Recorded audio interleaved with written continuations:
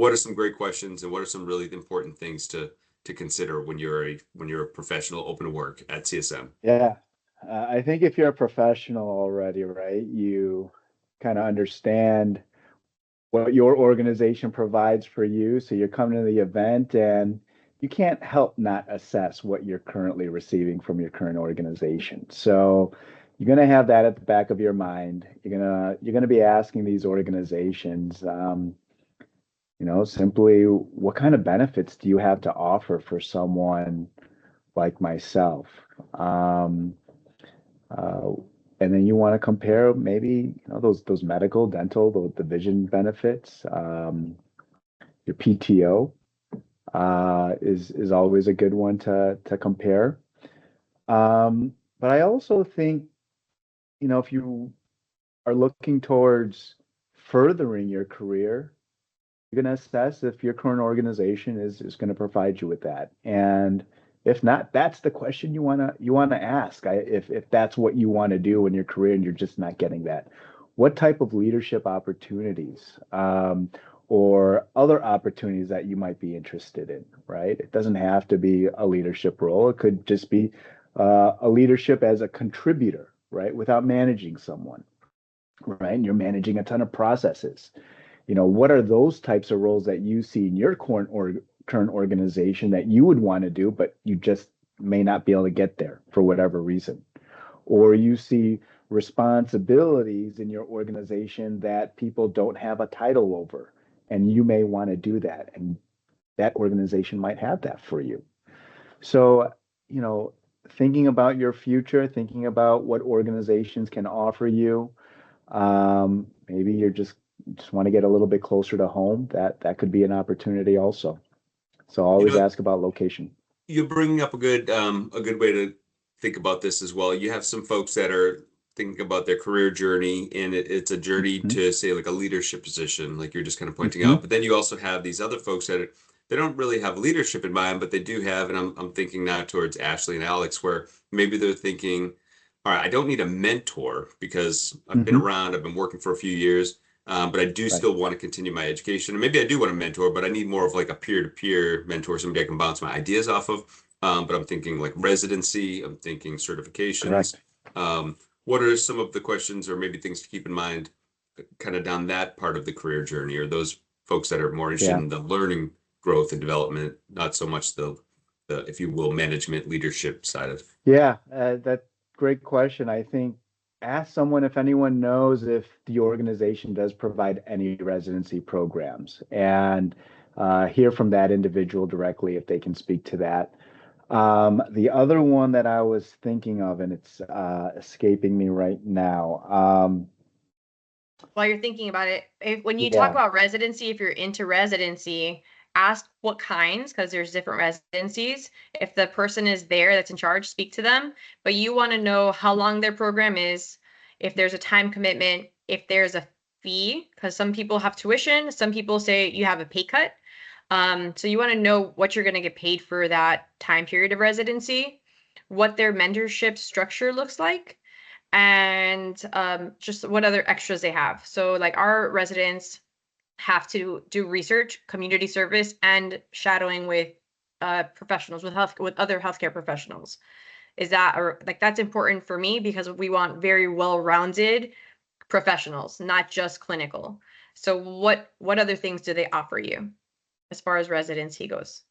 Jamie, do you think like if you went to, let's say, 10 different outpatient, large companies, just from the standpoint of job opportunities, like what titles are available to potentially step into, would you suspect there'd be quite a difference between different companies regarding like actual job opportunities? Titles with different titles or the same titles? Yeah, for example, like I'm just thinking like, does a company offer telehealth positions, different positions in management, clinical education positions, like across the board? You probably already have an idea as to where you might want to go, but I'm just curious to know if you went to different companies, would you see quite a difference in, this company offers ABC and this company offers XYZ? You know what I mean? Well, I got, this is a good point I think you're making, and let me try to bridge it a little bit. So for example, Alex and Ashley, you hold very unique, I think, positions in your director of clinical education, Alex, and your director of clinical excellence. Is that right? Yep. Ashley? I think so. Something along those lines. Clinical excellence sounds But awesome. those are right. I mean, it's excellence. He does But have a those good are, title, right? yeah, you can say, all right, well, That's you great. have a role that's kind of unique to your company. There's probably only one of you. Are there other, I would like to work in a similar role. Obviously, I don't want to take your role, but are there opportunities to work with you? Do you foresee expanding your department and maybe an opening would come in? Like, I like to treat patients, but I also would like to exercise some of these other opportunities to be involved in. But that's a good question, Ashley, to kind of consider, because you might not consider that. You might be thinking more right with your focus on and positions and being a physical therapist or a clinic manager. But there are also these other roles that are opening up, I bet, in these companies. Yeah, Well, and they're all different names too. So my role and Ashley's role in a different company, not the same title. Yep. So you have to have an idea of what you're looking to do and describe it versus I'm looking for this position. Yeah, Alex and I mean, if we enjoy, whether you're job hunting or you're actually just trying to learn from other companies and challenges there. I mean, therapists, PTs, they're fun people. We're likely dealing with the same issues, and maybe there's different ways to navigate it, and that could come down to the structure of the company. So, we find it interesting just to learn how is someone else doing this to get around the problems, versus you might be looking at it like, I'm interested in what other potential jobs are out there and what do you have to offer. So Absolutely. And there's so much that's non-traditional or that's happening that's non-traditional. So let's say you've been out, I don't know, 10 years, 15 years, and the clinical part, how to treat, but you want to pay it forward. Maybe you want to go into teaching, maybe you want to have more students. There may be flexibility or roles of that nature in the company that you're asking. Nice. Jamie, were you going to say something? Yeah, I was going to say, when you are reviewing organizations, and to everyone's point, titles are all different. You probably have to describe the type of work you're going to want to do to try to figure out what that title is in that organization. PT, there's small and there's big organizations. So finding opportunity where if it's a smaller organization, they don't have that title. Well, who's doing that responsibility? And what else is that person doing? Is there an opportunity to take that load, right, from that individual so that they can flourish doing other responsibilities, right? Is there an opportunity at organization for you to grow? So, getting deeper, like behind the scenes, when you're asking individuals, even, I guess this might even be past the booth stage, but that's what you want to start getting to. Like, what are those opportunities for you in this small or large organization?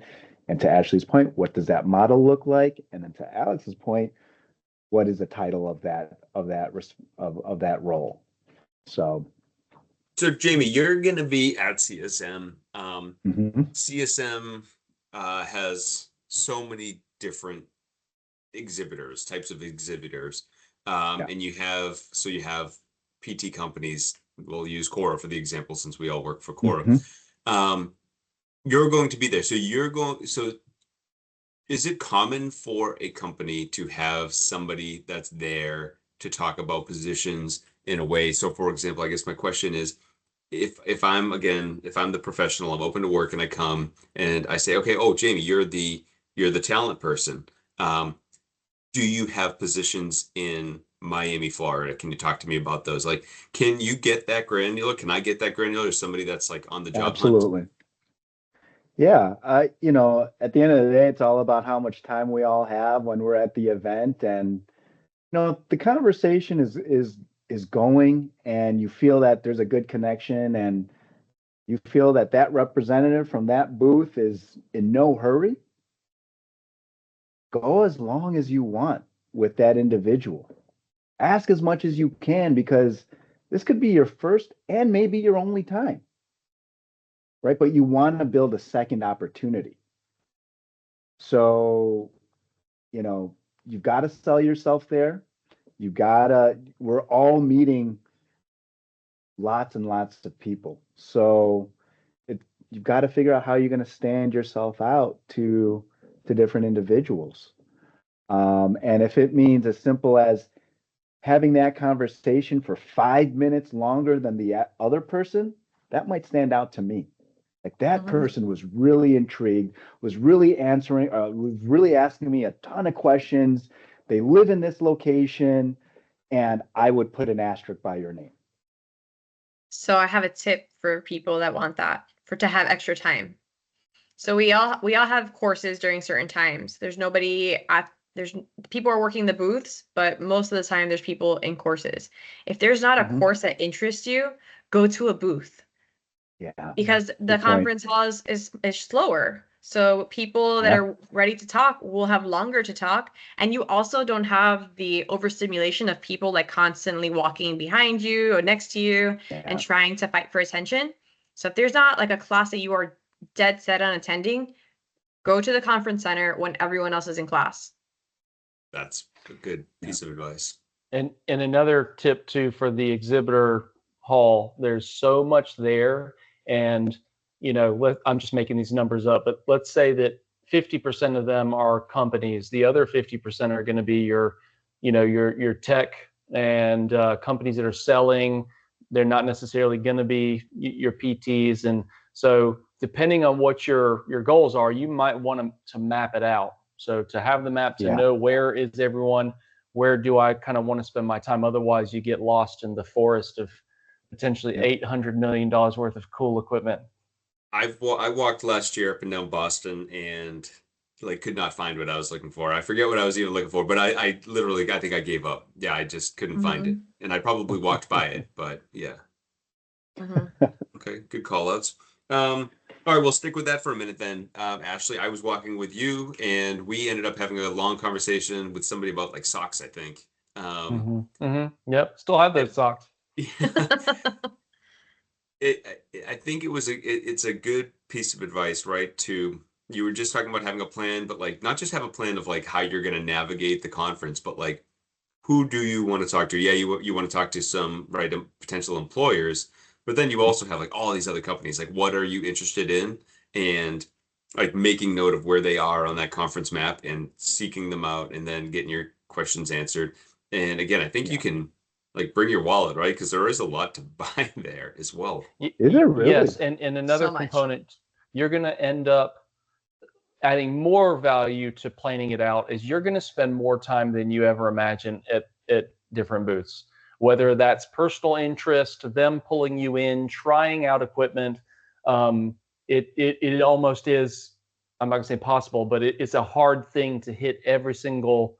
If you're trying to hit all of them, my goodness, you might need a month's worth of time, because if you truly are interested in what they have, you'll find that you might spend 10 or 15 minutes at a booth.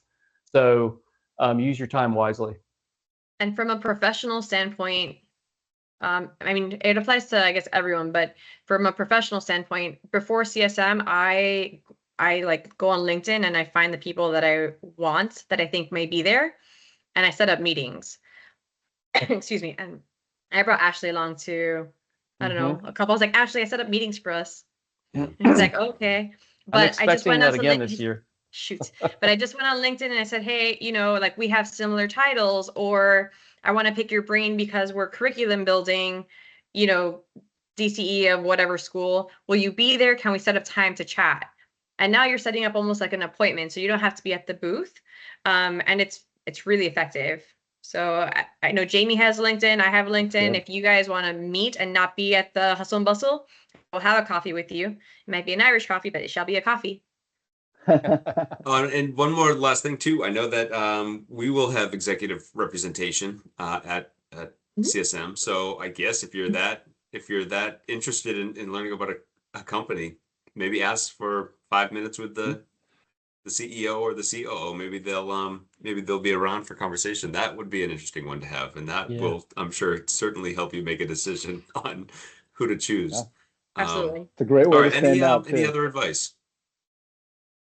If you're gonna take classes and they're kind of like the really popular classes, get there early because they get full and then you end up sitting on the ground. There's no chairs. Get there early if you're gonna take a popular class.